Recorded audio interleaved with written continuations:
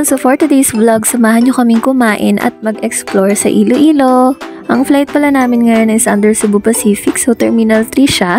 Ito na nga at nag-self-check-in na kami. So ganito lang yung pag-process ng pag-self-check-in. I-input mo lang yung booking reference, tapos i-continue mo lang, ganun na kadali. Hindi ka napipila sa check-in counter. Tapos lalabas na yung boarding pass mo dyan. Ayun nga lang, pag nag-self-check-in ka, magiging random yung seats nyo, so hindi ka makakapili kung gusto mo sa window seat. Ticket na tayo! At papunta na nga kami sa may boarding gate. Suggestion ko lang, upo na kayo sa harap ng boarding gate nyo para kapag may announcement or cancellations, alam nyo agad. Nag-take off na nga ang ating plane. At nakababa na tayo dito sa Iloilo. So, almost an hour lang yung ating biyahe from Manila to Iloilo. Basta ako nakatulog ako. Ito pala yung arrival nila. Naghahanap kami ng CR dito kaso walang CR sa loob. So, sa labas kami nag-CR. Sa may kaliwa, ito nga pala yung duty free nila. Medyo maliit nga lang kasi sanay tayo dun sa malaki sa Manila. Tara, samahan nyo kaming kumain at mag-explore sa Iloilo. Ganyan mga simbahan dito, mga ayan yung tulay. Hindi panahon pa yata lang ang tulay na ito eh. Tagal yung tibay niya. Oo. Tulay, yung tulay na yan, Kaya lang... Para sa mani, ang haba, no? Oo. Ang haba pala, kala ko tapos agad siya, hindi pa pala. Hindi lang pinadaanan na yun kasi medyo makitid. Eh, pag dumaan yung mga dalawang bus or mga truck, hindi talaga, hindi magkasya. Baka hindi na magbabagsak, gano'n. Hindi. Kaya lang masikip. Bike siguro, pwede dyan sa lubungan.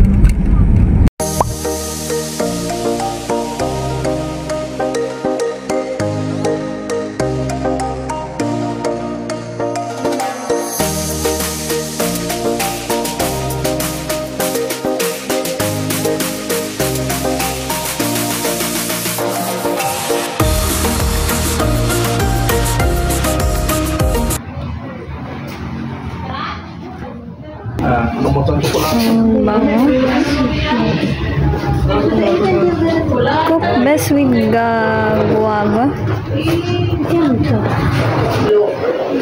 Nino. Oyster mushroom.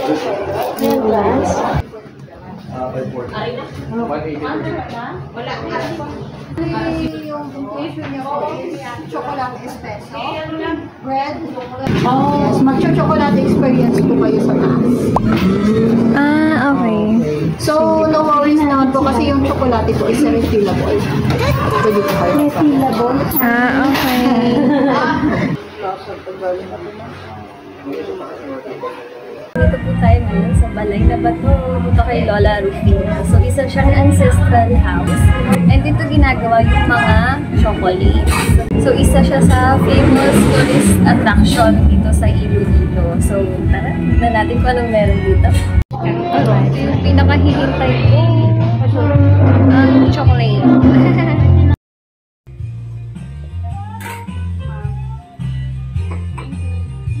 Thank you po.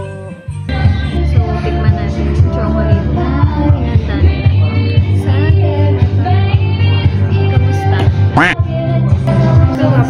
May buo-buo. Thick. Oo. May buo-buo yung chocolate. Ang sarap niya, purong-puro. Kasi ito, sasaw ko yan dyan. Hindi tayo nasaw-saw. So, Nasasaw ko. ano siya? Butter cookies na butter cookies. Ako hindi. So, perfect siya sa breakfast, no? Kaso hapon tayo pumunta. Tikman na natin.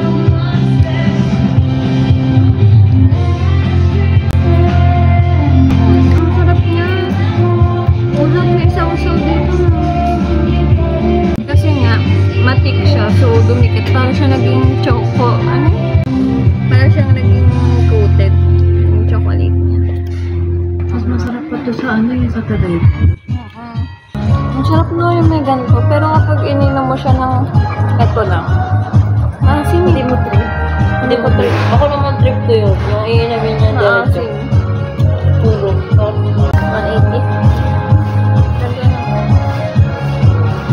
Pero refillable yun. Unli. Unlimited. Parang di ako makaka-refill. Ako yun eh. Kasi ano, masarap siya. Pero hindi ko alam kung parang nauuta ba ako or. Kasi nga puro eh. Kaya nga eh.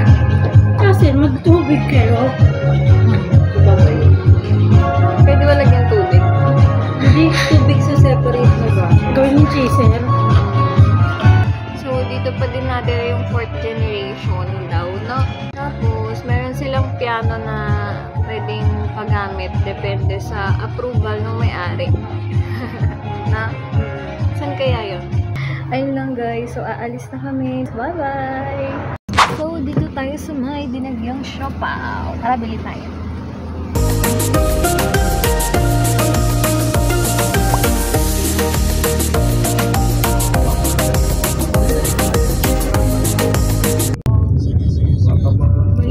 Buong egg.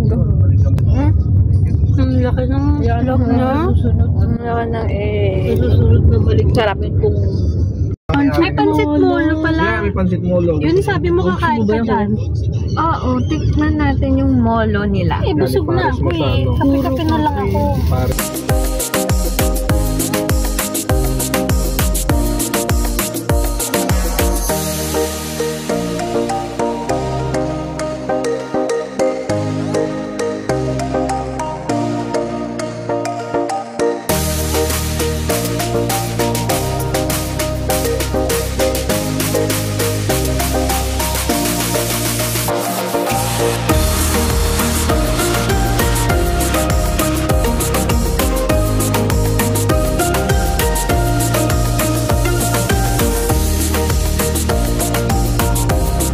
Kasama natin si Kuya maghapon. So, i-order natin siya ng snack.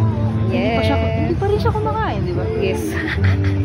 Pati breakfast wala. Naka-breakfast na tayo. Oo. Siya hindi pa. Ano i-order lang sa kanya? Chicken and waffle sandwich ko yan. Sinang class ka daw ba?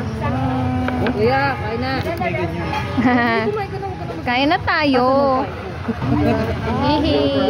Tikman natin ang molo. Hindi siya masyado maanghang. Haluin mo kaya? Hindi siya masyado manga. May garlic. Spicy ba yung inano mo? Apo. Pero kitang-kita yung ano dito. Ay, maanghang pala.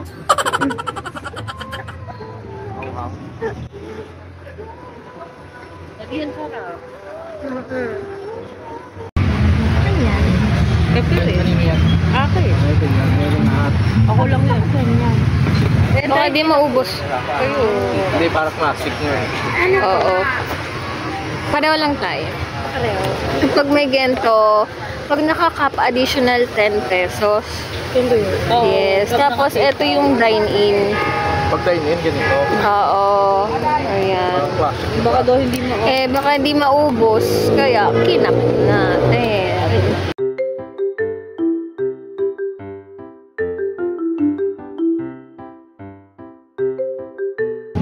Ang kapal ng molo. Malapit lang kayo dito. Sarap. Ano talaga? Ito tayo. Nauwi ko niya.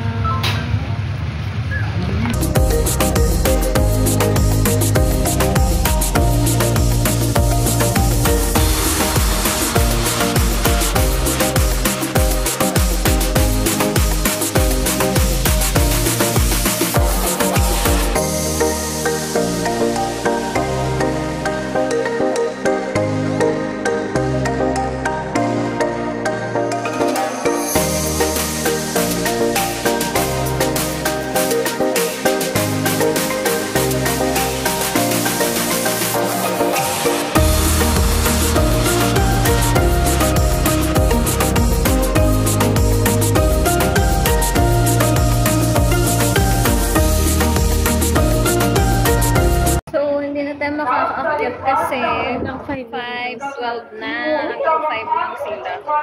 Yung mga gamit na pinakita ko doon, ano pala siya, SM. SM na siya, yung kultura. So, binili na pala siya ng SM, yung Molo Mansion. Yan. Yan, andito tayo sa Miagao Church. Ayan. Yung third stop natin. Luma na siya. Parang ano siya, yung sa Ilocos na church.